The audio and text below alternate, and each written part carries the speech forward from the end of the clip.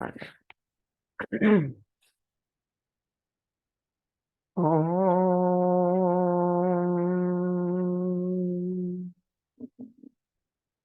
ओम श्री महालक्ष्मी स्वाहा। ओम ऐं सरस्वती स्वाहा। ओम क्लीं पार्वते नमः। ओम दुम दुर्गाय नमः। ओम शांति शांति शांति।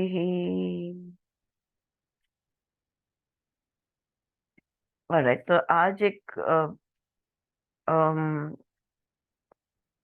कल हमने 5 तत्व और 5 तत्व में से कौन से पुरुष तत्व है और कौन से स्त्री तत्व है, ये हमने देखा।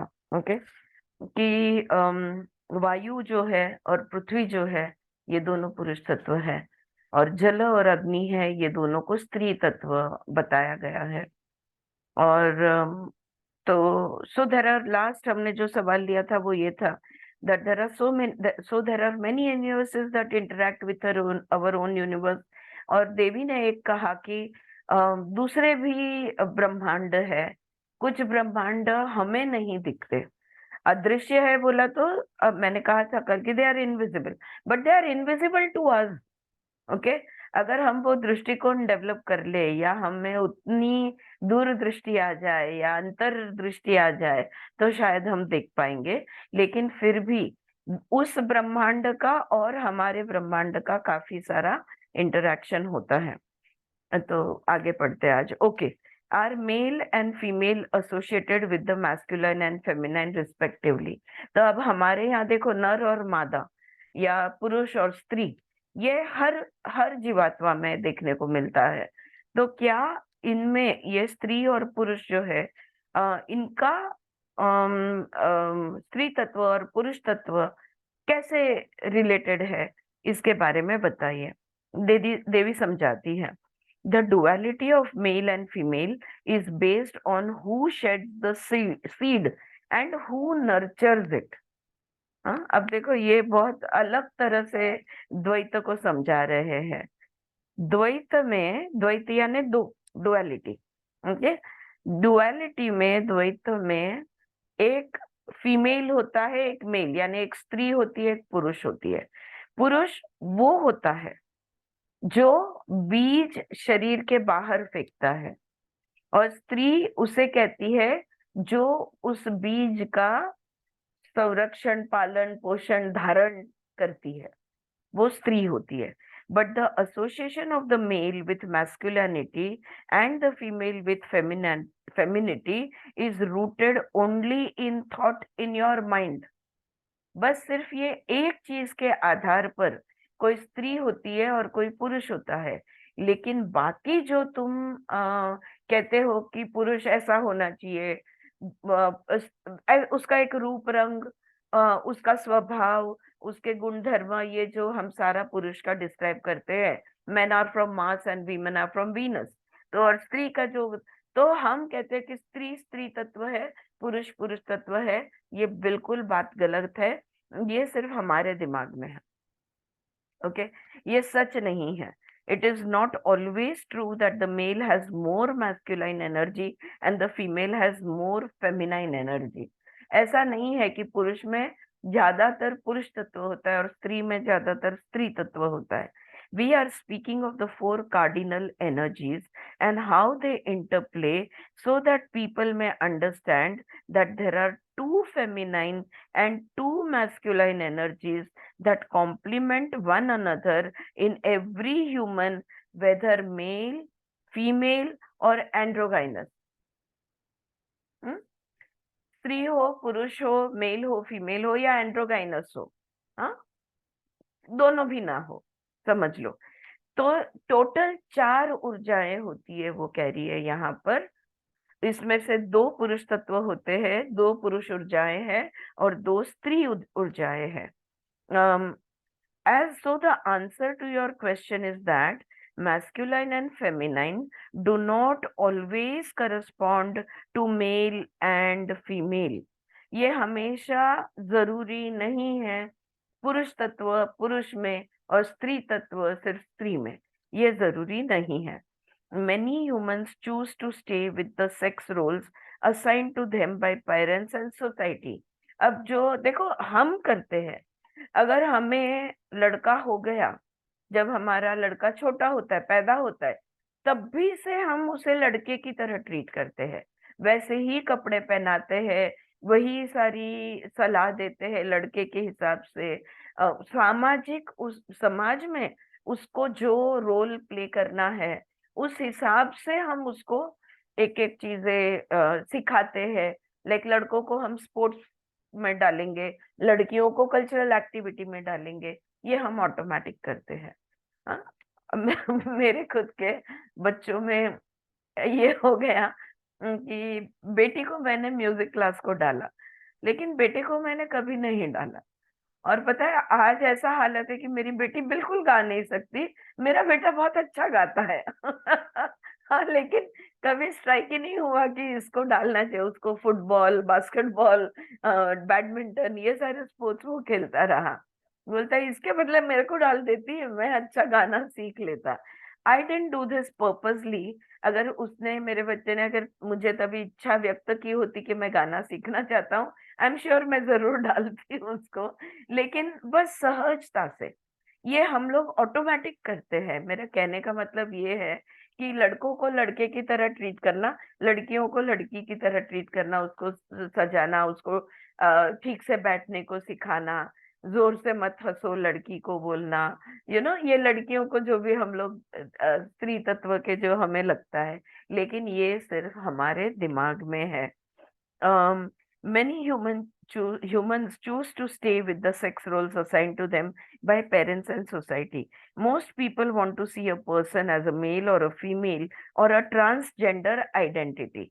Okay, and then based on their cultural beliefs about masculine and feminine, they evaluate how each person fits in one of them. तो स्त्री को स्त्री की तरह, पुरुष को पुरुष की तरह देखते हैं, और जो दोनों भी नहीं है, ट्रांसजेंडर है, उसको हम ट्रांसजेंडर की तरह देखते हैं। When they do this, however, they are no longer fully present to the relationship. In the extreme case, the relationship becomes sexist, depending on what is considered correct or incorrect at any given time in any given culture. One can look deep inside to move beyond these gender roles. The infinite depths of the soul lie beyond the division of male and female and embrace both the masculine and the feminine. Judging people through the lens of masculine and feminine causes much misunderstandings amongst between humans. तो यहाँ पे वो समझा रही है कि ये हम जो, जैसे मैंने कहा कि ये सामाजिक दृष्टिकोण से हमारे समाज में, हमारा संस्कृति के हिसाब से हम इन तीनों को अपना अपना रोल दे देते हैं। यानी लड़की को, जो भी लड़की को जो सिखाया जाता है, जो जिस देश में, लड़के को जो सिखाया जाता है, और ट्रांसजेंडर को जो सिखाया जाता है उसके हिसाब से। लेकिन किसी भी लेकिन देखो, हर एक स्त्री पुरुष या ट्रांसजेंडर होने दो, तीनों भी अंदर से तो आत्मा ही है। तीनों के अंदर वही प्राण बहते हैं, और आत्मा कोई स्त्री या पुरुष में विभाजित नहीं है। ये यहाँ पे बता रही है वो। और अगर हम लड़के के नजरिए से लड़के को देखेंगे, लड़की के नजरिए से, यानी what she is saying, judging people through the lens of masculine and feminine, इससे क्या हो जाता है, बहुत सारा मिसअंडरस्टैंडिंग हो जाता है। हाँ, many people become confused because of the attachment to such beliefs about the apparent duality of masculine and feminine। और फिर उनको समझ में नहीं आता कि मैं स्त्री हूँ या पुरुष हूँ, मुझे स्त्री ये भी अच्छी लगते हैं, मुझे पुरुष भी अच्छे लगते हैं। अभी तो हमारे कॉस्मोपॉलिटन सिटीज में स्पेशली सबको, बच्चों को फ्रीडम बहुत है, और ऊपर से ये बच्चे आफ्टर दियर 12th, या पोस्ट ग्रेजुएशन के लिए ये लोग अलग अलग शहरों में जाके बसते हैं, अकेले रहते हैं। मेरे पास जो काउंसलिंग के लिए ऐसे बच्चे जो आते हैं,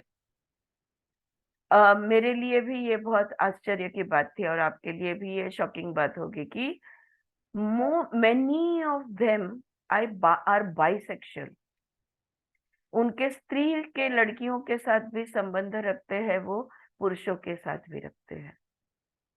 When they have found the freedom to express their sexuality, they experiment with both the sexes.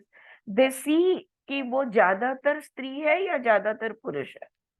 दोनों, हाँ, लड़के और लड़कियां दोनों की बात कर रही हूँ मैं। उतनी ही लड़कियां जितने लड़के। इट्स नॉट लाइक लड़के ऐसा करते लड़कियां नहीं करती वगैरह वगैरह।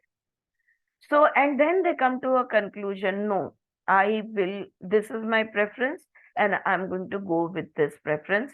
I am a woman or I am a man. ये वो लोग उस बात पे, और तो यही वो यहाँ पे कह रही है कि many people become confused because of the attachment to such beliefs about the apparent duality of masculine and feminine, और of course उनके माता पिता को नहीं पता। Okay, so this is a very बहुत ही कॉन्फिडेंशियलिटी में ये बातें होती है। Similar to the example of the two sisters I spoke of earlier, the confusion begins with the desire to please others, to get their approval based on the beliefs passed down by parents and by society. लेकिन जैसे वो दो बहनों की देखो, एक बहन के मन में है, दूसरे बहन के मन में नहीं है, वो बोलकर नहीं दिखाती और फिर दोनों में अबोला हो जाता है, दोनों बातें करना बंद कर देती, दूरियां आ जाती है संबंध में।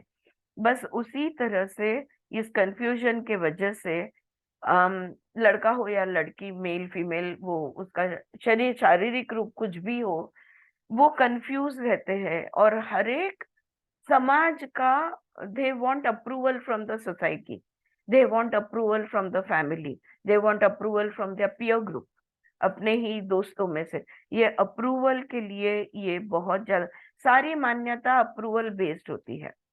समाज ने ओके किया तो हाँ चलेगा, नहीं किया तो तुम कितना भी चाहो नहीं चलेगा, राइट? ये चीजें होती है। But the fissure cracks resulting from these limiting beliefs snowball into great internal conflicts. लेकिन ये जो मान्यताएं होती है, जो ऐसे आधे अधूरे और समाज के बंधन से बनी हुई जो मान्यता होती है, इनको लिमिटिंग बिलीव्स कहते हैं। ये लिमिटिंग बिलीव्स जो है, उसके वजह से अंदर से बहुत ज्यादा कॉन्फ्लिक्ट होते हैं। हम्म? और ये बच्चे काफी अवेयर हो गए हैं, और बहुत सारा अब तो गूगल पे भी इंफॉर्मेशन मिल जाता है, बहुत लोग काउंसलिंग लेते हैं। अभी वो टैबू नहीं रहा हमारे समाज में काउंसलिंग लेना। मैरिज काउंसलिंग हो, चिल्ड्रंस काउंसलिंग हो, जो भी हो, लेकिन काउंसलिंग लेना ये एक टैबू नहीं रहा। तो ये समझते हैं कि हाँ, मुझे मदद की जरूरत है। हाँ, मैं खुद के ही बारे में, खुद को ही समझने के लिए मुझे किसी और की मदद की जरूरत है, और फिर ये बच्चे उस हिसाब से कदम उठाते हैं। तो इनके अंदर बहुत द्वंद्व होता है, क्रिएटिंग आइदर अ वुंडेड फेमिनाइन, अ वुंडेड मैस्कुलाइन और बोथ। और फिर अंदर का इनका स्त्री तत्व, पुरुष तत्व या दोनों तत्व इनके घायल हो जाते हैं, इनके बिगड़े हुए इम्बैलेंस में होते हैं। The wounded feminine feels emotionally stuck, non-nurturing, joyless, loveless, insecure, nagging, exploited, manipulative, ugly and complaining। देखो, अब आप हम बहुत अच्छा यहाँ पे वो बता रही है। अगर हमको एनालाइज करना है हमारे लिए कि मेरे अंदर का स्त्री तत्व बिगड़ा हुआ है या नहीं, और पुरुष तत्व बिगड़ा हुआ है या नहीं, तो कौन सा स्त्री तत्व और कौन सा पुरुष तत्व? तो बिगड़ा हुआ स्त्री तत्व जो होता है, the wounded feminine energy feels, उसको कैसा महसूस होता है? इमोशनली स्टक, व्यक्त नहीं कर सकते, भावनिक एक दबाव में होते हैं। हम्म? जो उनको जो महसूस होता है उसकी वो बात नहीं कर सकते, तो भावनिक दबाव महसूस होता है। नॉन नर्चरिंग, और जैसे कि मुझे पूछने वाला कौन है, मुझे कोई नहीं पूछता, nobody cares for me। और मैं भी वो भी किसी की, मतलब वो ज्यादा बच्चों से नहीं खेलेंगे, बच्चों को अगर किसी के बच्चे मिल जाए करे, डिपेंडिंग एज क्या है, तो उसको नर्चरिंग नहीं करेंगे, जॉयलेस, खुशी महसूस नहीं होती, लवलेस, प्यार महसूस नहीं होता, इनसिक्योर, बहुत ऐसे लगता है कि मेरा ये हो जाएगा तो वो हो जाएगा तो फिर मैं कहाँ जाऊंगी, फिर मैं क्या करूंगा, क्या करूंगी। सो दिस इज फेमिनाइन, चाहे वो पुरुष के अंदर हो चाहे स्त्री के अंदर हो, this is the wounded injured feminine. Okay, so they feel insecure, nagging. देखो कोई पुरुष है जिसके अंदर की स्त्री घायल है, वो बहुत कट कट करते हैं, तो ये नैगिंग स्वभाव सिर्फ स्त्रियों का होता है ऐसा कुछ नहीं है, पुरुषों का भी हो सकता है, और जिसमें भी हो उसके अंदर का स्त्री तत्व बिगड़ा हुआ है। ओके, एक्सप्लॉइटेड, उनको लगता है सब मेरा फायदा उठाते हैं, तो दैट इज एक्सप्लॉइटेड। जैसे हर एक जन मेरा यश शांति एक्सप्लॉइटेड, सब लोग मुझे लूटते हैं या मेरा वापर करते हैं, मेरा यूज करते हैं, मैनिपुलेटिव। फिर ये लोग ना झोल झाल करके इमोशनली मैनिपुलेट करेंगे लोगों को, मेंटली मैनिपुलेट करेंगे, अगली एंड कंप्लेनिंग, और उनको लगता है मैं दिखने में बिल्कुल अच्छा नहीं हूँ या अच्छी नहीं हूँ, और कंप्लेनिंग, नैगिंग कंप्लेनिंग सेम होता है, जब देखो तब हर बात का टिक टिक टिक टिक कट कट कट कट। उस पर से मुझे याद आया, कल या परसों मैंने आपसे शेयर किया था कि मैं किसी को जानती हूँ जिसके जो दो बेटे हैं ना, मैं उनके बारे में बात की थी, जो माँ को बुखार आया है, पति को पता नहीं 2 दिन से बीवी को बुखार है, बच्चों को भी पता नहीं कि बीवी को बुखार है। वो वाला केस में अभी अगर यहाँ पे मैं ये कंपेयर करूँ, तो वो जो पुरुष है उनके पति जो है 100% ये वुंडेड फेमिनाइन है, उनके अंदर का स्त्री तत्व पूरी तरह से बिगड़ा हुआ है। उसमें अभी रिसेंटली उनको एक बीमारी डिटेक्ट हो गई है, तो और किट किट किट किट करते हैं, बहुत नैक करते हैं, बहुत कंप्लेन करते हैं, बात बात पर। Okay, the more physically injured also, and inside his feminine is completely injured. अब वो उदाहरण में ये बैठ रहा है, द वुंडेड मैस्कुलाइन, तो वैसे ही पुरुष तत्व अगर बिगड़ा हुआ है तो ये स्त्री तत्व बिगड़ा हुआ, तो ये सारी चीजें महसूस होती है। और हमारे अंदर अगर पुरुष तत्व बिगड़ा हुआ है तो it feels absent minded, disembodied, unstable, uncreative, argumentative, aggressive, greedy, egotistical, violent and important. अगर पुरुष तत्व बिगड़ा हुआ है तो ध्यान नहीं है, एब्सेंट माइंडेड, डिसएम्बॉडेड, ऐसे लगता है कि मैं ये कौन से जमाने में जी रहा हूँ, मुझे मतलब I am not in the right body, I am not in the right place, I am, this is not my time, तो ऐसा ये डिसएम्बॉडेड लगता है उनको। अनस्टेबल, अस्थिर होते हैं। अनक्रिएटिव, ये कुछ भी क्रिएटिविटी कर नहीं सकते हैं। आर्ग्यूमेंटेटिव, बहुत वाद विवाद करते हैं। एग्रेसिव, क्रोध ज्यादा होता है। ग्रीडी, लोभ होता है। इगोस्टेटिकल, बहुत ही ज्यादा ईगो दिखाते हैं। वायलेंट भी हो जाते हैं, हाँ, क्रोधित होकर वो आक्रामक भी हो जाते हैं। एंड इम्पोर्टेंट, इम्पोर्टेंट यानी नपुंसक महसूस करना, हाँ, जैसे कि खत्म है सेक्सुअल एनर्जी जिसको हम कहेंगे। लेकिन ये नॉट नेसेसरीली ओनली सेक्सुअल और sexual, but it is you just feel important, मुझसे कुछ नहीं होता, ऑलराइट, मैं कुछ नहीं कर सकता, मैं कुछ नहीं करूंगा, so that is also one. तो ये वुंडेड फेमिनाइन और ये वुंडेड मैस्कुलाइन के गुण धर्म यहाँ पे उन्होंने बताए हैं। जब भी हमें इनमें से कुछ महसूस हो, चाहे तो मैं ये डाल दूंगी ग्रुप पे, ताकि यू कैन सी इफ, देखो एक बात हम सबने कबूल करनी होगी, हमारे सबके अंदर दोनों तत्व परफेक्टली बैलेंस नहीं है, कोई कुछ ना कुछ परसेंटेज में हम इंजर्ड है। तो अगर ये गुणधर्म को हमारे अंदर हम देखेंगे, maybe we are not 100% egoistical और 100% ग्रीडी और 100% लवलेस और जॉयलेस, बट वी कैन जज how many percent and we can make correction. हाँ, तो ये हमें काफी मदद होगी ये गाइडेंस से। We can use this as a pointer. The wounded feminine triggers the wounded masculine and vice versa. अब जब स्त्री तत्व घायल होती है तो वो पुरुष तत्व को बिगाड़ती है, पुरुष तत्व घायल होता है तो वो स्त्री तत्व को बिगाड़ता है, creating a feminine masculine dance of great suffering with in one self and between two partner. और फिर अंदर से हम बहुत दुख का एहसास हमें होता है। ऐसे लोग बहुत दुखी आत्माएं होती है। ओके। और ये अंदर के अंदर भी इतना झगड़ा, इतना दुख होता है, बाहर भी पति पत्नी का हर पल हर समय संबंध बिगड़ा हुआ होता है। For example, the more absent minded one partner begins. अब देखो, स्त्री तत्व अगर बिगड़ा हुआ है तो वो पुरुष तत्व को बिगाड़ता है, पुरुष तत्व अगर बिगड़ा हुआ है तो वो स्त्री तत्व को बिगाड़ता है। इस बात को लेकर एक उदाहरण ले लो। अब हमने गुण पढ़े, राइट, कि गुण साधारण कौन से होते हैं जब पुरुष तत्व बिगड़ा हुआ है या स्त्री बिगड़ा हुआ है। तो एग्जाम्पल दे रहे हैं, the more absent minded one partner becomes, the more emotionally stuck the other partner feels. Very good example. हाँ, देखो, अभी एब्सेंट माइंडेडनेस पुरुष, घायल पुरुष तत्व का गुण है, और इमोशनल इम्बैलेंस, इमोशनली स्टक, ये स्त्री तत्व का गुण है।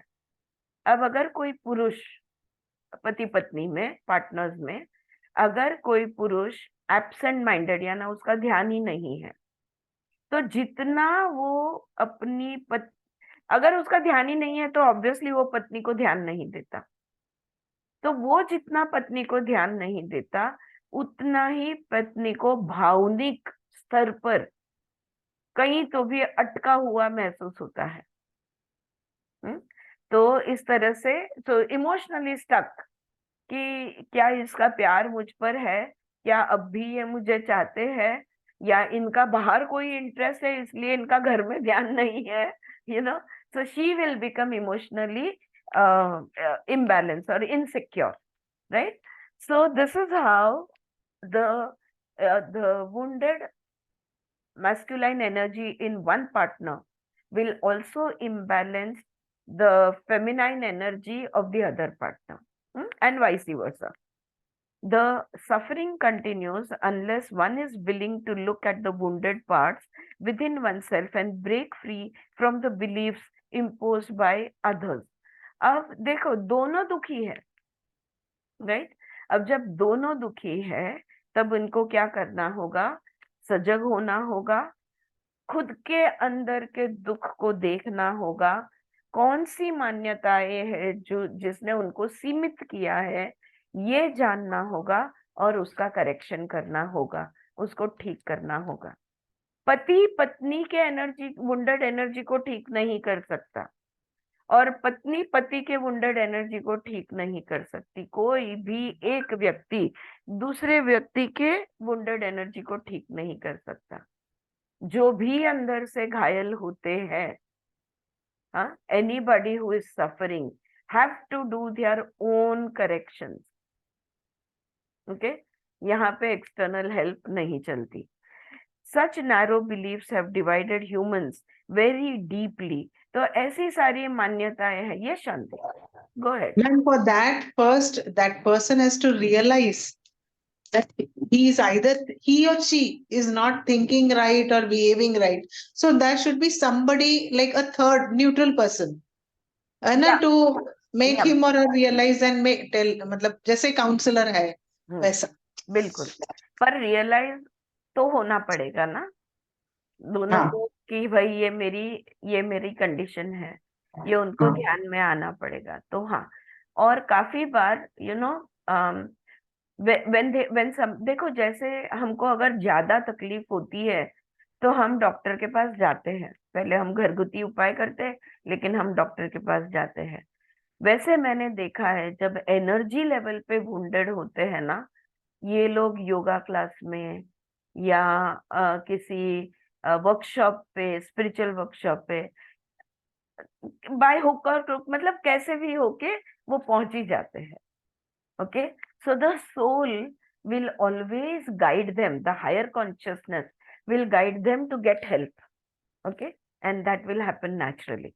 But still there are many who remain stuck in that situation. जैसे जिस कपल की मैंने उदाहरण दी, दोनों को ध्यान में नहीं आ रहा है, दोनों मेरे आंख के सामने है, मतलब मिलते हैं महीने में वगैरह, और मैं उनको बता सकती हूँ, लेकिन वो सुनने की मनस्थिति में नहीं है, इसलिए मैं भी चुप बैठती हूँ कि भाई ये तुम्हारे अंदर का जो इंजर्ड है, जो इम्बैलेंस है, इसको ठीक करना चाहिए और कर देना चाहिए. एक बार मैंने कोशिश की थी कि आपने काउंसलिंग, तो जो पति है वो तो बहुत नाराज हो गए और बोलने लगे क्या पागल समझती है क्या हमको. और पत्नी बोलती है नहीं नहीं ऐसा कुछ नहीं है, ये तो हमारा रोज का है. So there is no realization over there. Very rightly you put it, Shanti. But there is also no realization in some people. But those who realize will, even at a subconscious level, if the realization is there, they find outlets. They find guidance in some workshop, some meditation class, somewhere in some spiritual field, they will find guidance. Yeah. So, such narrow beliefs have divided humans very deeply. Due to the strong influence of civilization, this division has spread to the tribal and indigenous people. देखो, हम मनुष्य जाति को में हम लोग divide हो गए हैं, बहुत गहराई से हम एक दूसरे से दूर हो गए. दुख की बात है कि वो लोग, the indigenous and tribal people, हाँ, ये क्या कहते हैं ट्रायबलला, काय म्हणतात आपण मराठीमध्ये? आदिवासी. आदिवासी, या राइट राइट, हाँ बोल, आदिवासी पीपल, राइट. ये लोग जो पृथ्वी के बहुत निकट है, जो पंच तत्व के बहुत ज्यादा नजदीक है हमसे, इनमें भी ये डिवीजन आ गया है, हाँ, because of the civilization, right? In the ancient times, before patriarchy took hold, the male child and the female child were not loved differently. There was not a thought of, is this a boy or is this a girl?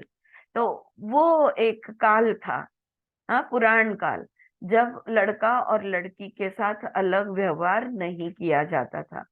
लड़के को लड़के जैसा treat करना, लड़की को लड़की जैसा treat करना. और हमारे सोसाइटी में तो लड़का is the most important person in the house. उसकी सारी सेवा की जाती है, everything is handed to him. हाँ, खाना पिरोस दो, नाश्ता दो, चाय का कप दो, वो कोई चीज उठा के अंदर नहीं रखेगा, उसके हाथ में दो हाथ से लो, राइट. ये हमारे सामाजिक व्यवस्था है, ये हमारी, राइट, जिसके वजह से बहुत ज्यादा फर्क हमने कर दिया है. As time went on and society shifted to the patriarchal norm, men demanded male children of their wives or their concubines.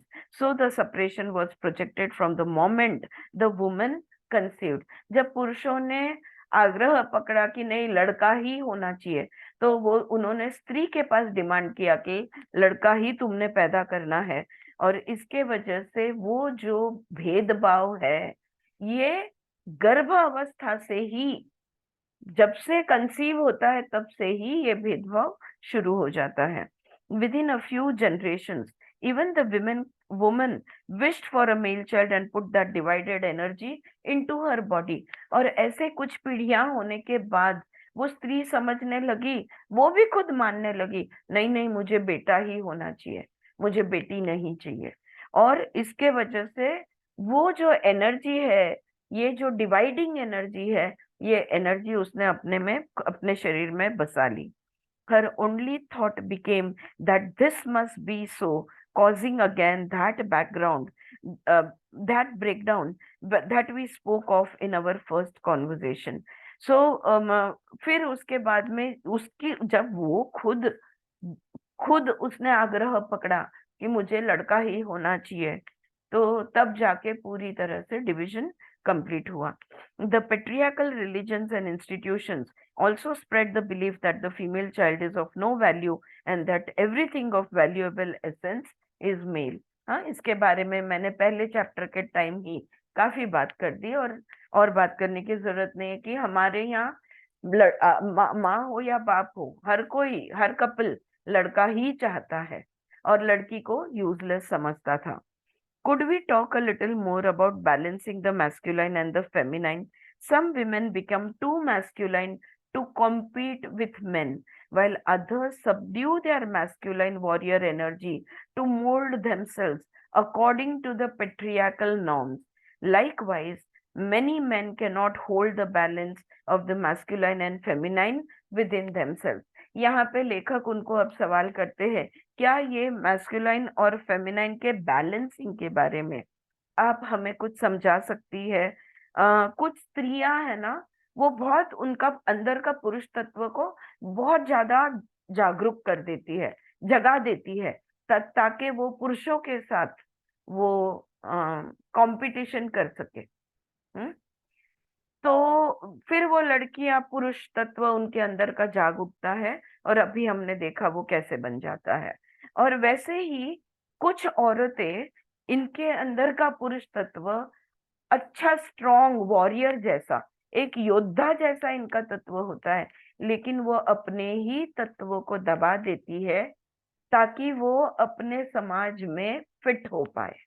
Okay और एक एग्जाम्पल देना चाहूंगी।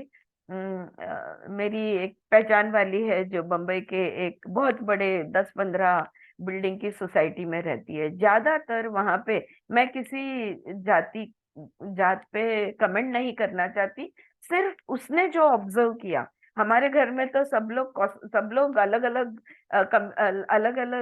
कम्युनिटी के हैं, तो नेशनल इंटीग्रेशन है हमारे घर में।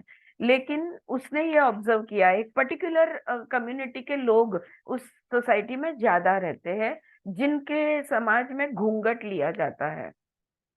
वो बोलती है, उनकी उसकी बेटी, बच्चे जैसे बड़े होते गए वैसे वो बोलती है कि ये कम्युनिटी की हमारी जो लड़कियां हैं, हमारी सोसाइटी के, आज शाम तक वो शॉर्ट्स मिनी स्कर्ट्स में घूमती है, कल शादी होने के बाद इतना घूंघटा निकाल के घूमती है। You know the transition, the parents give them the freedom, but once you are married, उसके बाद जो ससुराल का, जो उनके समाज का जो बंधन है, जो नियम है, वो मेरे से बात इसलिए कर रही थी, बोलती मेरे समझ में नहीं आता कि ये लड़कियां उस चीज को स्वीकार कैसे करती है। यानी इन लड़कियों के अंदर अगर कोई योद्धा ऊर्जा है, ताकत है, फिर भी वो उस ऊर्जा को दबा देती है। तो उसी तरह से many men cannot hold the balance of the feminine and masculine within themselves। और जैसे स्त्री अपने फेमिनिटी या मैस्कुलिनिटी को दबाती है, पुरुष भी वही करता है। क्या इसके बारे में आप कुछ समझाओगे? देवी कहती है, there is a great fear in many women to position themselves in a domestic place of home in these last generations, in a place where they could raise their arms in joy and surrender to the raising of children. Other women feel inhibited about fully embracing their masculine warrior energy. तो आज अब जैसे जैसे जैसे हमने education, लड़कियों को education दिया, हमारी बेटी बहुओं को, लेकिन ये ऑलरेडी अपनी बात हो गई है, राइट? वो घर पे बैठना नहीं चाहती, वो उनको अपना करियर बनाना है, और वो घर पे बैठने का जो आनंद है, बच्चों को बड़ा करने का जो आनंद है, ये आनंद वो बिल्कुल लेना नहीं चाहती। वो कंपटीशन में उनके अंदर का पुरुष तत्व उतना ज्यादा एक्टिव होता है। और कुछ औरतें होती है जो अपने ही पुरुष तत्व को गले लगा नहीं सकती। These fears have resulted from patriarchal beliefs that wrapped a woman in clothing that was not suitable for her and led to the shutting down of her fire energy। देखो, हमने देखा है, हम सब ने देखा है, हमारे क्लास में, स्कूल में, या हमारे फैमिली में कोई एक ऐसी लड़की होती है जो जिसको बिल्कुल ड्रेसेस पहनना पसंद नहीं होता। वो लड़कों जैसे शर्ट पैंट पहनती है, उसको फ्रीडम ऑफ मूवमेंट चाहिए, उसको वो स्कर्ट में अटका हुआ महसूस होता है और फिर मैं दौड़ नहीं, छोटी लड़की बोल रही हूँ मैं, 8-10 साल 12 साल, मैं फिर दौड़ नहीं सकती, वो विरोध करती है क्योंकि उसको पसंद है फ्री रहना, उसको पसंद है खेल कूदना, लड़कों का जो हम बिहेवियर कहते हैं वैसा बिहेवियर करना। लेकिन उन वो उनके समाज में अगर वो अलाउ नहीं किया और उनको कंपलसरी फ्रॉक्स और ड्रेसेस में डाला गया तो उसके अंदर का अग्नि तत्व कम हो जाता है। okay, it leads to shutting down of her fire energy. These beliefs made a woman close her heart off and become just dutiful to that which she had given. अगर कोई औरत इस तरह से अपना फ्रीडम एक्सरसाइज करना चाहती है या फ्रीडम मुक्त रहना चाहती है, लेकिन उसको बंधन में रखा जाता है, सामाजिक बंधन को हो, जो भी उनके धर्म का बंधन को हो, ये बंधन में जब उसको रखा जाता है वो कैसी होगी? अगर किसी को हाउसवाइफ बनना पसंद नहीं है, अगर वो स्पोर्ट्स में कुछ तो भी करियर बनाना चाहती है और उसकी जबरदस्ती 18वें साल पे शादी की जाती है और उसको सारे बंधन में डाल दिया जाता है, वो कैसे व्यवहार करेगी? उसके बाद वो जो भी करेगी सिर्फ एक ड्यूटी करेगी, करना पड़ रहा है इसलिए करेगी। It will just be a duty that she is doing. There will be no love in her heart, there will be no love in her action. प्यार से नहीं करेगी, बस एक जवाबदारी है, एक ड्यूटी दे दिया गया है, everything will be a duty for her. All right, so this is how her energy will become shut. The bearing of children and raising them became her mantle of responsibility, regardless of whether it came from a place of joy or not. बच्चों को बड़ा करना शायद उस औरत के स्वभाव में ना हो, और एग्जैक्टली वैसा ही पुरुष में ले लो। कोई कोई पुरुष होते हैं, देखो, वो बच्चों की देखभाल बहुत अच्छा करते हैं, उनको खिलाना पिलाना निलाना, उनको संभालना, वो जो जिसको हम पालन पोषण करते हैं, ये उनको ये प्यार प्यार से करते हैं। तो जब प्यार से ये नहीं किया जाता तब क्या होता है? तो ये कंपलसरी हो गया कि तुम औरत हो, तुम घर बैठोगी, तुम बच्चों को संभालोगी, और पुरुष को तुम पुरुष हो, तुम घर बैठना चाहो तो भी तुम बाहर जाओगे और तुम जो भी पैसे कमाना है, जो भी कुछ है वो तुम करोगे। ये जब कंपलसरीली कर दिया गया, और चाहे तुम्हें वो पसंद हो या ना हो, चाहे तुम्हें उसमें खुशी मिले या ना मिले, फिर वो बच्चों का क्या आप सोच सकती हो कि ये सेकेंड जनरेशन कैसा होगा, right? Now that is like shutting down a volcano which in turn creates an implosion of energy. तो तुमने क्या किया? ज्वालामुखी का मुंह ही बंद कर दिया। वो जो अंदर से चाहते हैं, वो जो उनके दिल की चाहत है, उसको दबा जब दिया तो अंदर के अंदर वो स्फोट हो जाएगा। ओके, उस व्यक्ति के सारी ऊर्जाओं को बिखार डालेगा। There are places on earth where the hot fiery energy builds up and the subsequent implosion causes a non relax state in that part of the earth. फिर अंदर से बिल्कुल बेचैन, अंदर से हैरान, और पता नहीं चल रहा है मुझे हो क्या रहा है। Okay, then the breakdown can be seen on many levels after that. There are other parts of earth where buildings have risen, causing the earth to expand herself in unnatural ways. तो ये पृथ्वी तत्व जो है, ये पृथ्वी तत्व ये ज्वालामुखी को दबाकर पृथ्वी तत्व को बेचैन कर दिया, पृथ्वी के अंदर पूरा इम्बैलेंस ले आए। अब देखो, कहीं कहीं हम देख सकते हैं, बम्बई जैसा ही शहर ले लो, जो एक्सपेंशन होते गया, जहां पे समुद्र की जमीन है, उस समुद्र जिसको खाड़ी कहते हैं ना, खाड़ी की मिट्टी जहां पे है दलदल जैसी, उधर भी भरनी डाल डाल के वहां पे उन्होंने बिल्डिंग खड़ी कर दी। नदियों के मुंह बंद कर दिए गए, नदियों का जो प्रवाह का मार्ग था उसके ऊपर कंक्रीटिंग करके उसके रास्ते बंद कर दिए। ये हम यहाँ पे तो बहुत देख रहे हैं। फिर क्या होगा, वो कहीं ना कहीं मार्ग ढूंढेगा। हाँ, वो कहीं ना कहीं से। यस, कोई कुछ कहना चाहता है?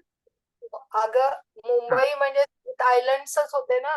हो, Bombay was place of island, सगळे द्वीपी है, वो आयलँड ही है, तिथे जोडले सगळं घालून घालून. घालून घालून।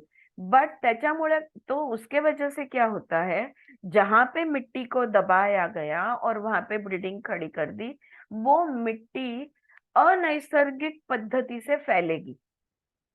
वो जो पृथ्वी तत्व है, वो जो मिट्टी है, वो जो जमीन है, वो अनैसर्गिक मार्ग में फैलेगी।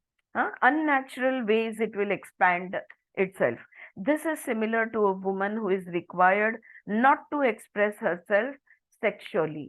वैसे ही कोई स्त्री, अगर स्त्रियों ने सेक्स एंजॉय नहीं करना चाहिए, ये एक बहुत ऐसी मान्यता हमारे समाज की है जिसके वजह से बहुत a lot of damage has happened in our society because of this repression. She may either become overwrought and hysterical, or she may expand her body due to an uncreative state in which she had been asked to refrain from her being. देखो, उसको बहुत ज्यादा sexual ऊर्जा है, लेकिन वो sexual ऊर्जा को आउटलेट नहीं मिलता। तब वो ऊर्जा जो है वो हमारे शरीर में, मन में फैलती है, और उससे मानसिक बिगाड़ हो जाता है, भावनिक बिगाड़ हो जाता है। वो हिस्टोरिकल या चिड़चिड़ेपना, जो भी, बहुत कुछ इससे नुकसान होता है। देखो, हम योग के स्टूडेंट्स हैं, जो हर एक स्त्री, हर एक पुरुष में सेक्सुअल ऊर्जा होती है, सेक्सुअल एनर्जी होती है। ये सेक्सुअल एनर्जी सबसे स्ट्रॉन्ग एनर्जी है हमारे अंदर। क्यों?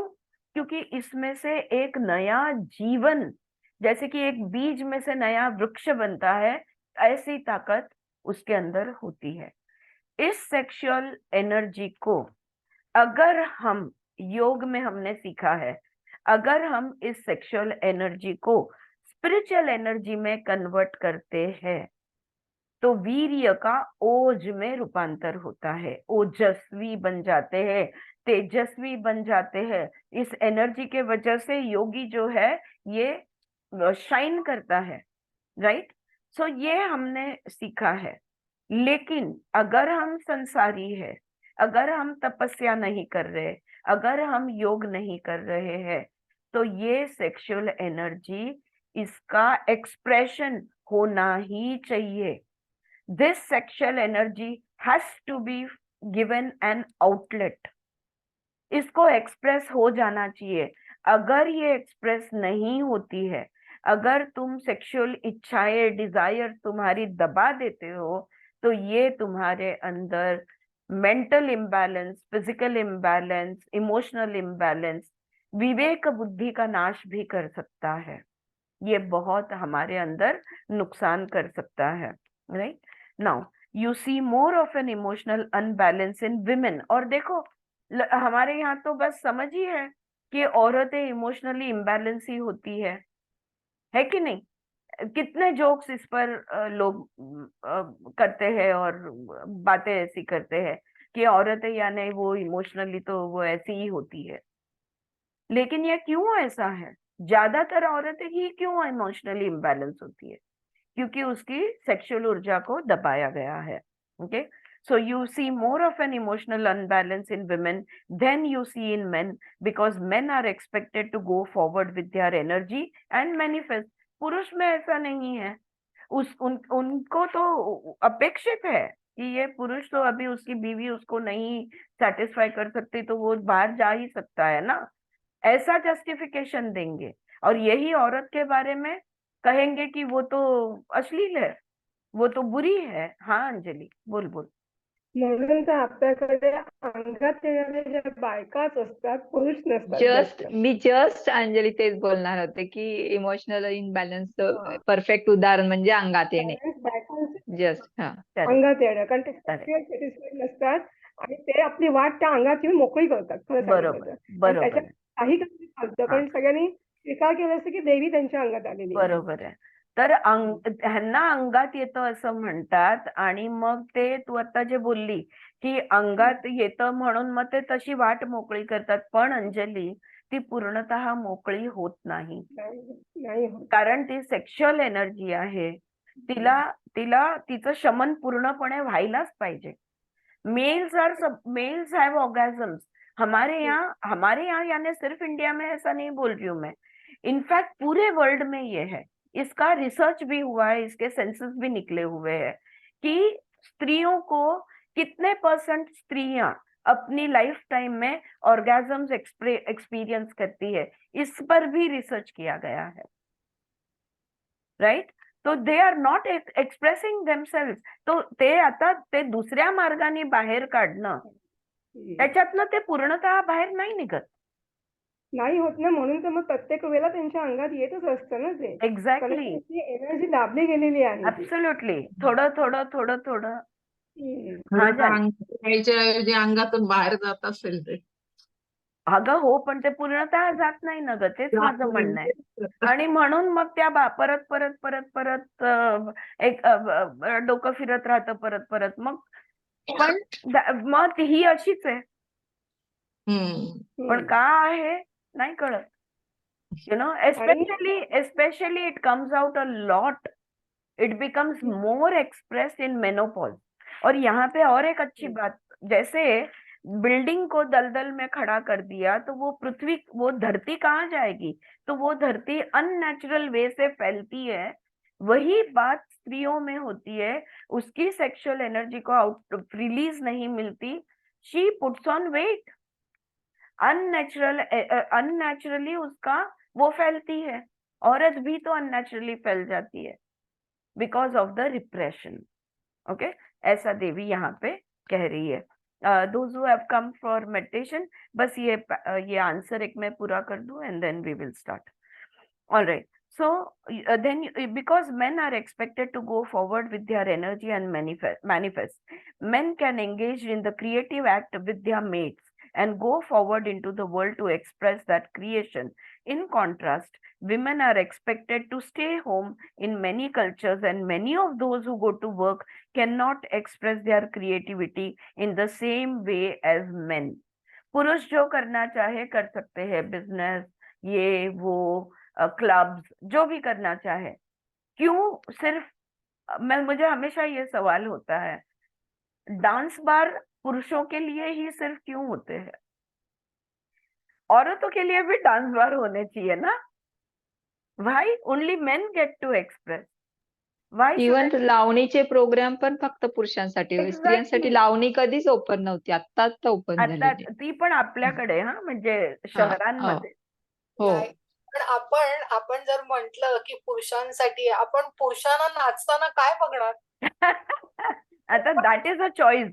That is a choice, that depends. पण बायकांना सेक्शुअल म्हणजे असतं हे आपल्याकडे मान्यच नाहीये. हो, पुरुषांनाच हो. फक्त सेक्शुअल सगळ्या गोष्टी असतात. खरंय, हेच आहे. आणि खरंय, आमची जी पिढी आहे, म्हणजे आमची आधीची पिढी आहे त्याला तर अजिबातच नाही. हो, आता निदान हल्लीच्या जी मुलं आहेत त्यांना ते हो. सगळं कळतंय. हो. पण आमच्या आधीच्या पिढीला काहीच हे नव्हतं. नाही, खरंय, खरंय, अगदी right. So this imbalance gives little freedom to women, and their desires and wishes remain unexpressed. तो इस तरह से स्त्रियों को, ये इम्बैलेंस के वजह से स्त्रियों को फ्रीडम नहीं मिलती, उनको स्पेस नहीं मिलता, उनको और उनकी जो भी इच्छा आकांक्षाएं हैं ये दबकर रह जाती है. I think we will stop over here. और ये यहाँ पे जवाब खत्म होता है. आगे लेखक पूछता है, didn't the feminist revolution correct some of this at least in the western nation? बाद में स्त्री मुक्ति संगठना और you know all this feminism which began, क्या इससे कोई फर्क नहीं पड़ा? कम से कम पाश्चात्य देशों में, वेस्टर्न नेशंस में क्या इससे कोई फर्क पड़ा? ये सवाल है. तो सामाजिक स्तर पे इसका क्या रहा, हम सोमवार को देखेंगे. Okay, we will go into meditation now. हाँ स्वाति बोल. नवरात्रात म्हणून ते घागरी फुंकणं वगैरे जास्त देत असतील का ग त्यावेळेला देवीचं त्यापेक्षा त्यापेक्षा तिला तिची सेक्शुअल एनर्जी एक्सप्रेस करायला दिली तर बस झाली ना. कसं देणार म्हणजे त्यांनी त्यांचा मार्ग शोधून काढला ना तो. असेल असेल असेल व्हेरी मच असू शकतं. चला स्त्री एनर्जी पुरुष energy. let us go into meditation for 30 minutes. We will be meditating now. All right, सब लोग तैयार हो जाओ. अपने चश्मे उतार लो और पीठ सीधी करके आराम से बैठ लो. Sit in any comfortable meditative asan. Make sure your back is straight. You can take as many supports as you wish. जितना आधार जो आधार लेना चाहते हो ले लो. अपनी पीठ टिकाना चाहते हो टिका लो, लेकिन उसको सीधी रखो. Keep your back straight. Alright, be very comfortable. Meditation के लिए अगर वीडियोस ऑन कर सकते हैं तो कर कीजिए. It's okay. ऑलराइट, हल्के से आंख बंद कर लेनी है. हमारे कई स्तर है. हमारा फिजिकल बॉडी है, मेंटल, हम पंचकोश जानते हैं. फिजिकल बॉडी है, हमारा मेंटल बॉडी है, हमारा इमोशनल बॉडी है, इंटेलेक्चुअल बॉडी है और हमारा सोल है. राइट, तो ये जो पंचकोश है, आज के मेडिटेशन से हम एक एक कोश पे काम करेंगे. Okay, this is going to be a very spontaneous guided meditation, and we will simply become aware of our physical existence today. आज हम हमारे शारीरिक भौतिक अस्तित्व पर ध्यान करने जा रहे हैं.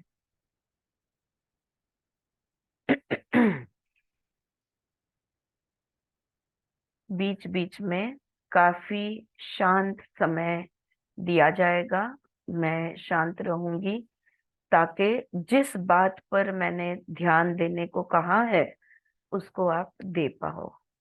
All right, there is no background music, so don't become restless if you don't hear my voice after a few more seconds or for some time.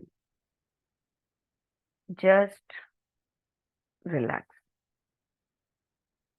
Take a few deep breaths, and with each out breath, allow your body to become relaxed.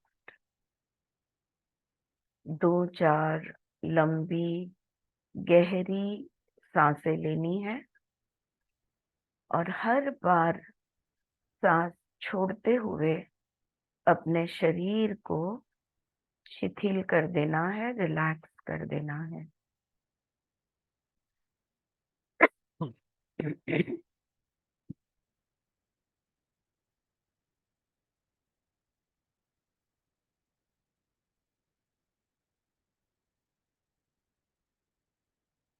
For a few moments more, keep your attention on your breath. अपनी सांसों पे ध्यान रखिए थोड़ा और समय, जब तक कि आपका शरीर और मन दोनों शिथिल और शांत ना हो जाए.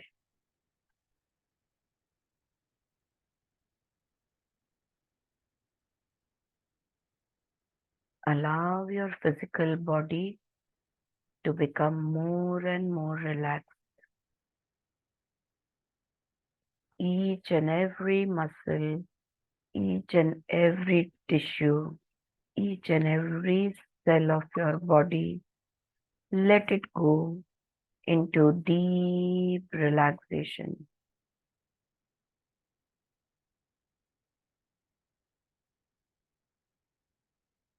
And as you focus on your breath, allow your mind to also become completely relaxed.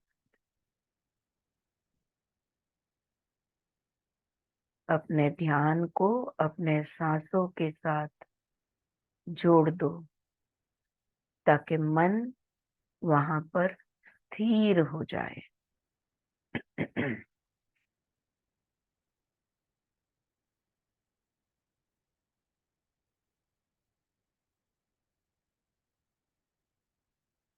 Your physical body has a height, weight, mass.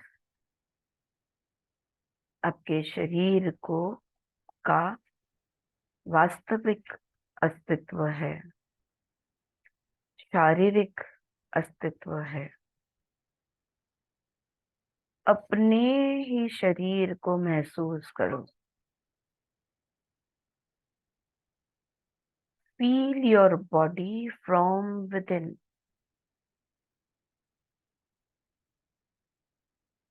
Feel the solidity of your body.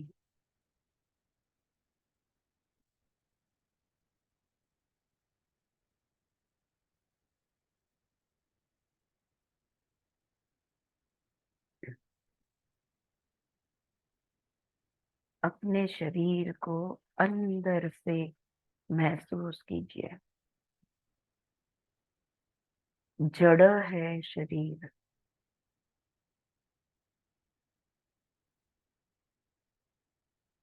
इस जड़त्व को महसूस कीजिए।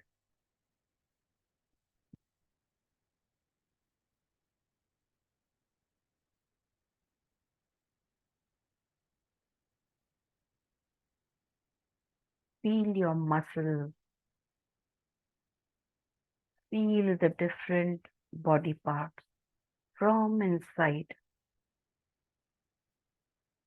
अपने पैरों के अंदर जाकर पैरों का एहसास अंदर से लीजिए।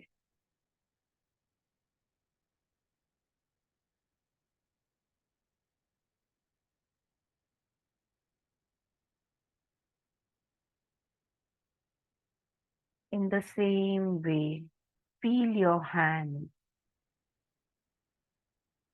अपने दोनों हाथों को अंदर से महसूस कीजिए।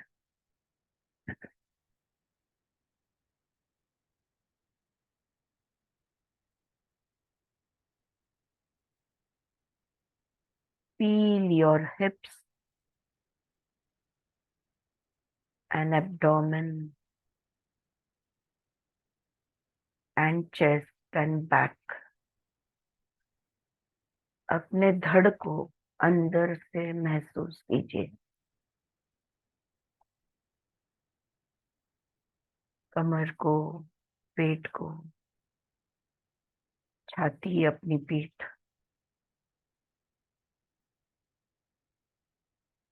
Feel your shoulder. अपने कांधों को महसूस कीजिए।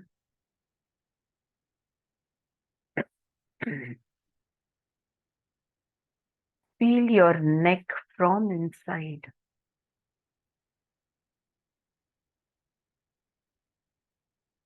Look at your head.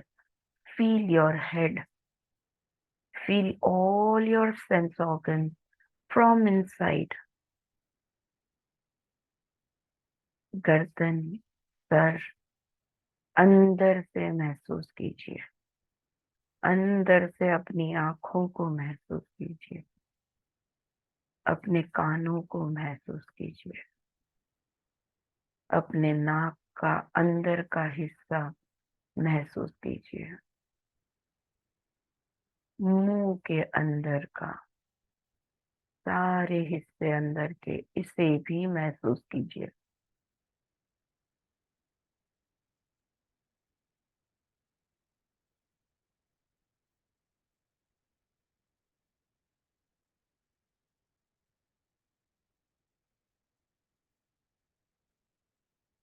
अगर आप महसूस कर रहे हो तो आपको वाइब्रेशन फील होंगे शरीर के अंदर। You will feel the flow of energy from within. you will feel waves of energy inside, circulating inside your head, going through the neck, into your body, into your limbs. From inside, you can feel the energies of your body from the top of your head to the toes of your feet.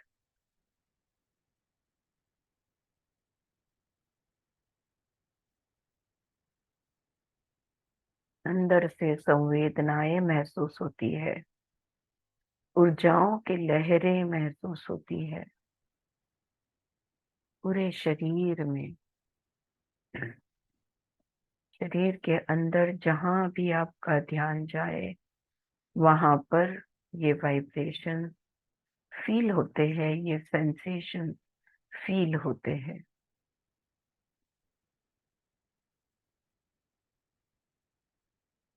For some time, be with those energies, be with those vibrations, those sensations. कुछ क्षणों के लिए इसका एहसास ले लो पूरी तरह से। ऊर्जाओं को महसूस करो।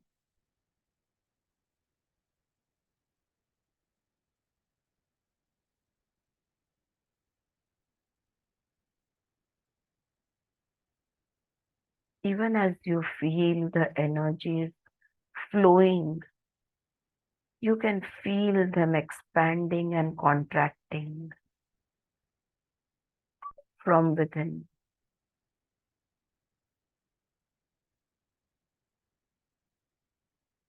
ऊर्जाएं अंदर से फैलती है, बहती है।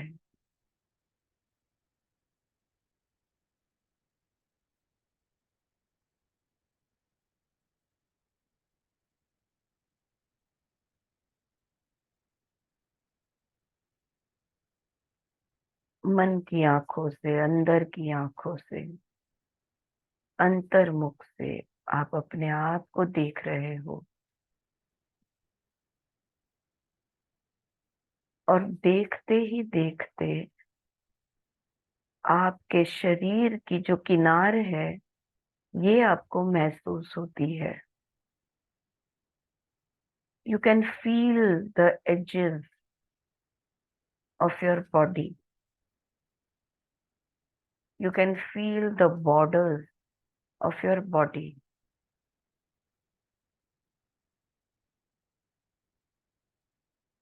स्किन आपकी जो है, त्वचा आपकी जो है, वहां पे अपना शरीर खत्म होता है, ये उसकी सीमा है। अपने ही शरीर के सीमा का एहसास लो। अपने शरीर की सीमा को जानो, महसूस करो।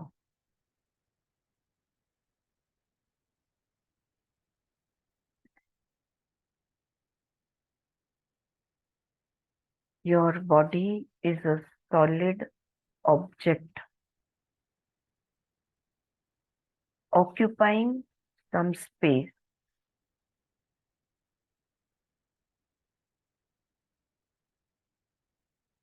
बाहर के आकाश तत्व में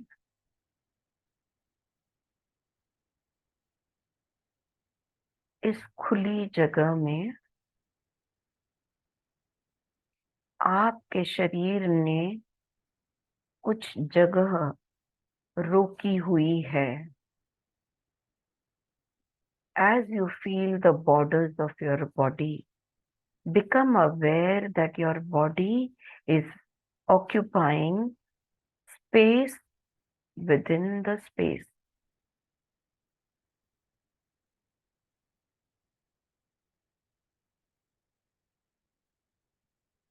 Feel your height, feel your weight.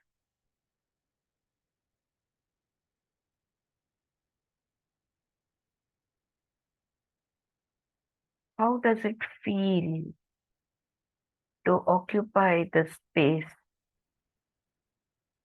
जो भी आपका शरीर है, जिस जगह को उसने रोका है, जो जगह उसने ऑक्यूपाई की है, वो कैसा महसूस होता है? देखो तो जरा।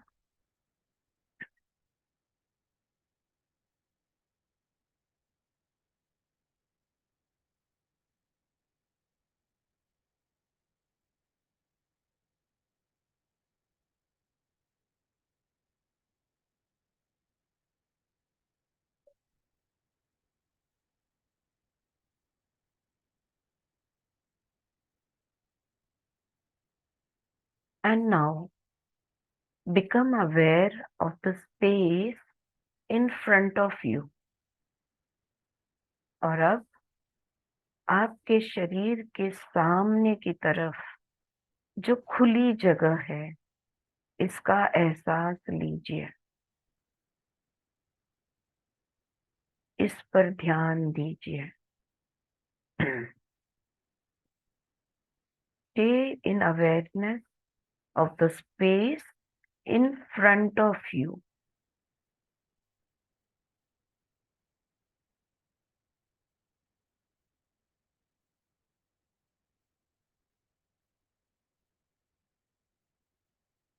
And now take your attention to the space behind you.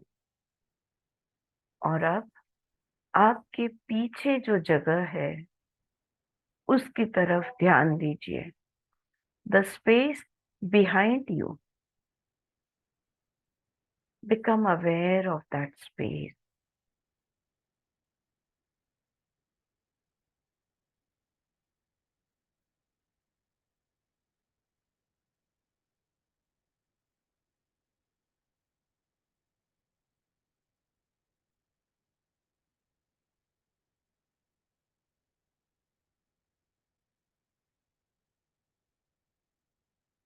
Even if you are leaning against something, there is space beyond that behind you. Take your attention to that space.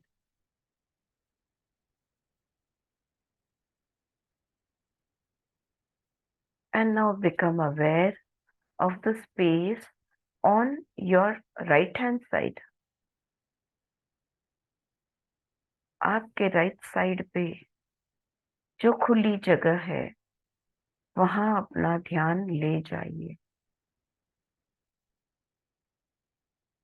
Feel that space on your right, the open space on your right side.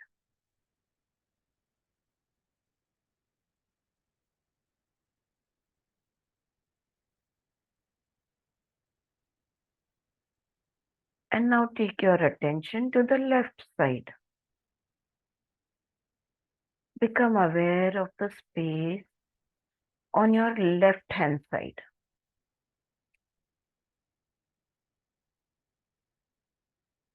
आपके right side का तत्व, आकाश तत्व, खुली जगह, और आपके left side की खुली जगह, क्या इसका एहसास अलग अलग है या एक जैसा है? देखो तो जरा।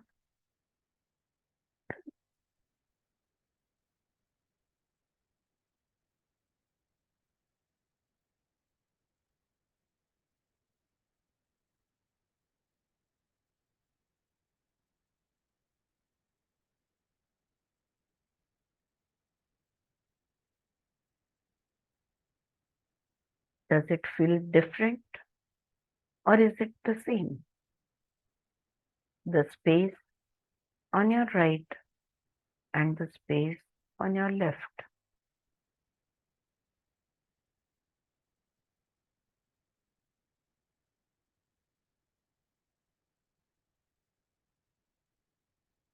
And now take all your attention to the space above you. अपने सर के ऊपर जो खुली जगह है, उस पर अपना ध्यान ले जाइए। right on top of your head. How does it feel? कैसा है ये एहसास? देखो तो जरा.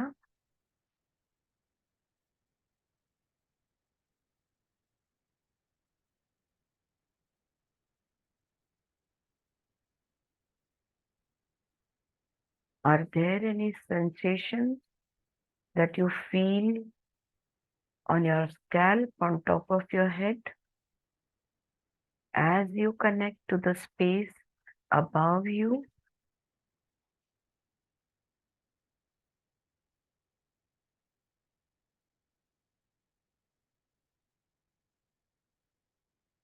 How far does it feel?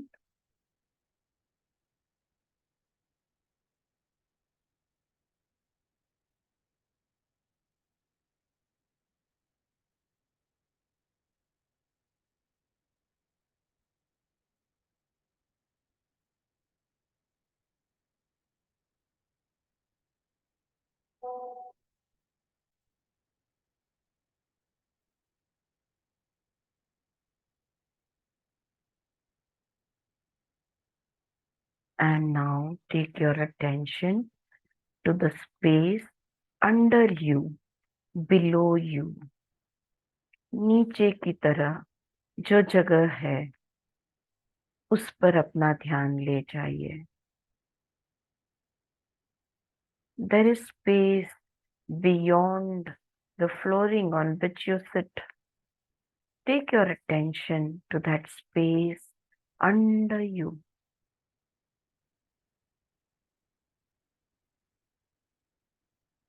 How does that feel?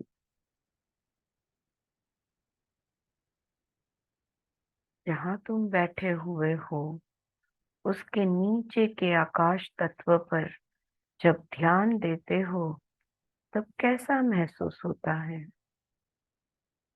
देखो तो जरा.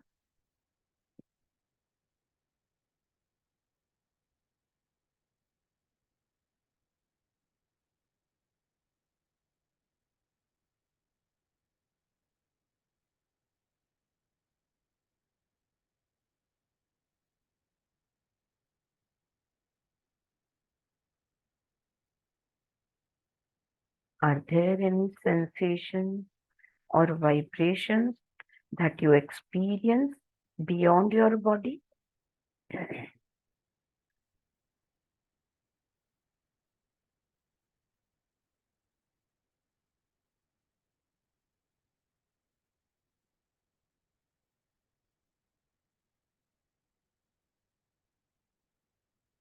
And now bring your awareness to all the space that your body is occupying, all around, above and below.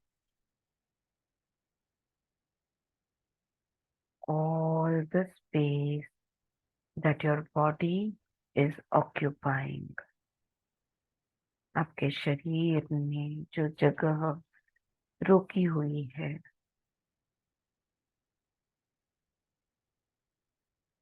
आपके पूरे शरीर के अराउंड और ऊपर और नीचे हर तरफ से ये खाली जगह, ये खालीपन कैसा महसूस होता है? देखो जरा.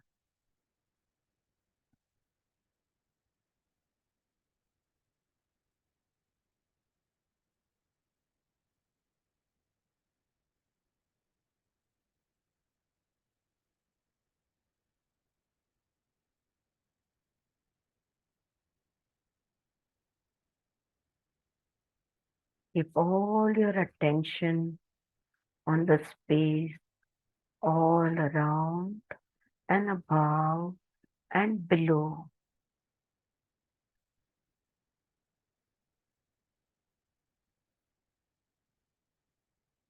Imagine that your body is free floating in this space.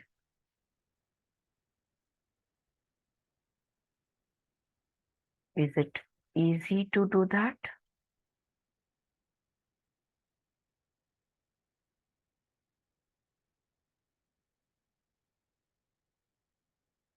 Can you imagine your body becoming lighter and lighter?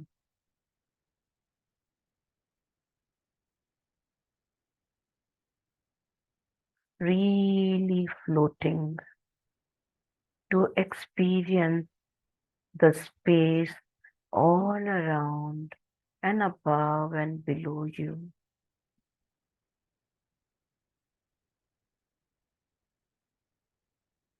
Are you able to do that? Is it easy?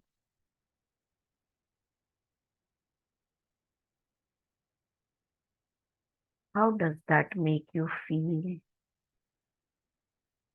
सारा जड़त्व अगर शरीर छोड़ देता है, कल्पना कीजिए कि वो बिल्कुल हल्का हो गया है, तैर रहा है, तरंग रहा है। तो आपके अराउंड, आपके ऊपर, आपके नीचे जो स्पेस है वो कैसा महसूस होता है? देखो।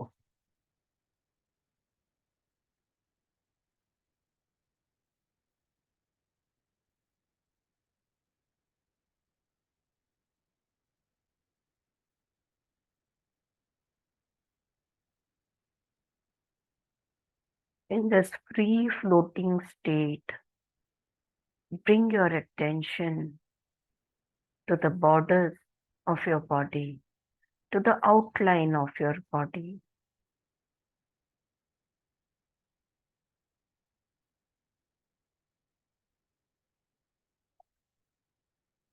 फिर से अपने त्वचा की किनार को महसूस करो, अपने शरीर के किनार को महसूस करो।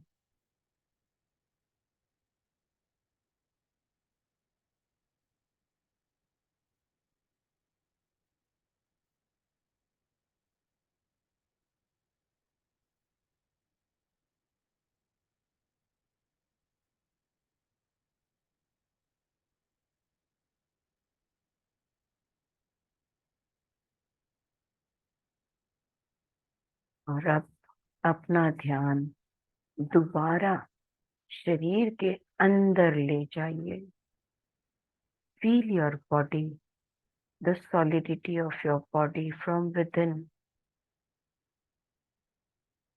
Allow your body to settle down gently.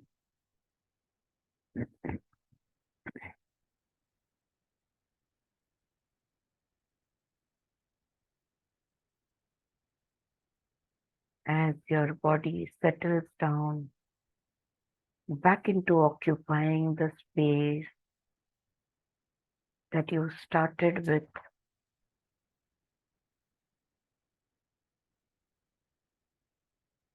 feel the solid mass of your body from within.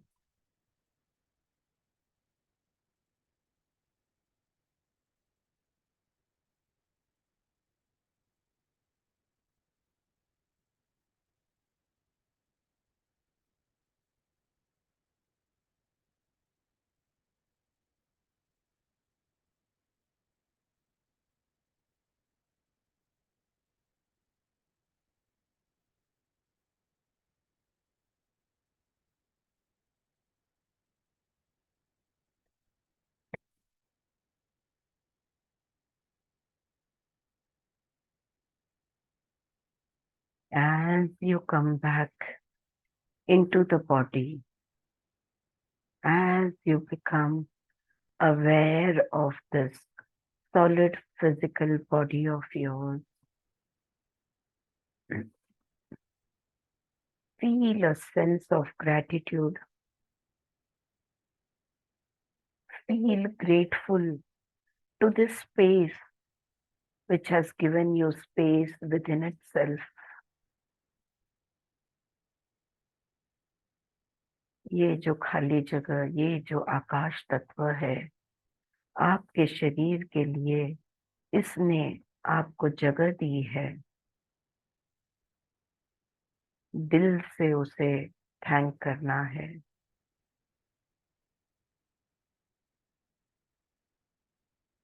Be grateful for your existence.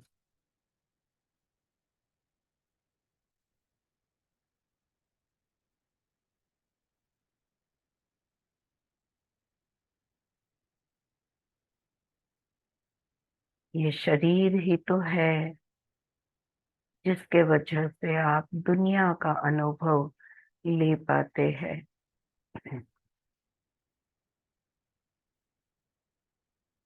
आपके कर्मेंद्रिय, ज्ञानेंद्रिय, दश इंद्रिय, express your gratitude to all your sense organs and action organs for making your existence possible.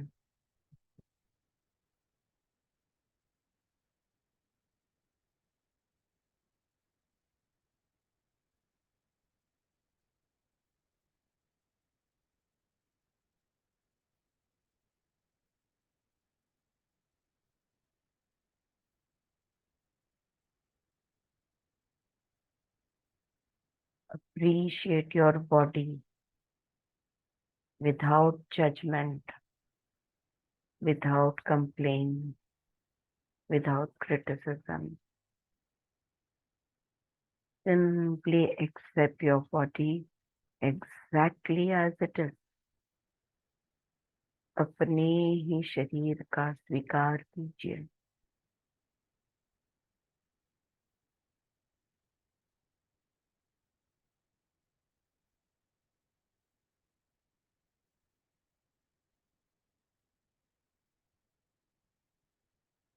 आपके ज्ञान के इंद्रिय, कर्म के इंद्रिय सब इस शरीर का हिस्सा है।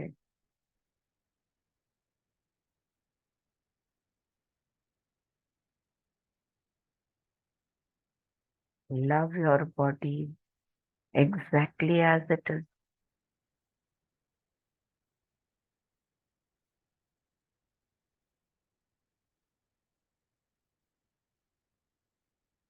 Thank each and every body part.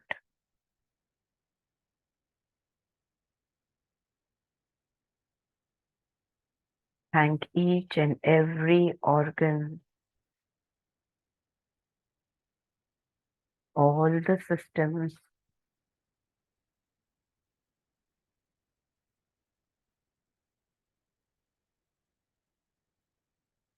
Thank each and every cell of your body.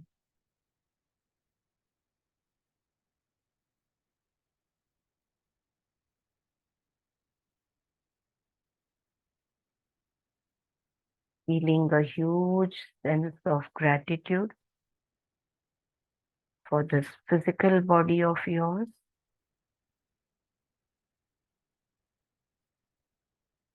Feeling grateful for its existence.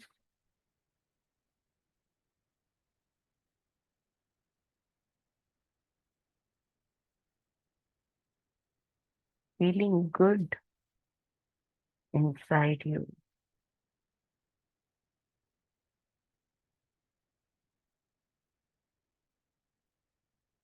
Slowly come back into the present.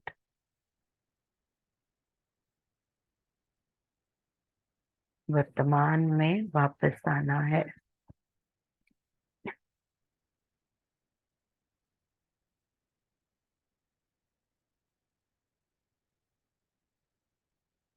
Whenever you are ready, you may open your eyes.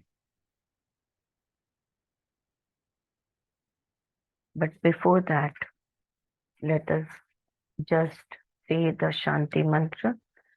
Keep your eyes closed and then you can open them.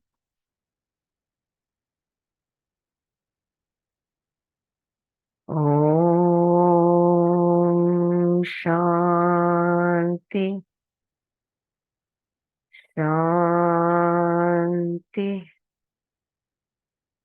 Shanti he.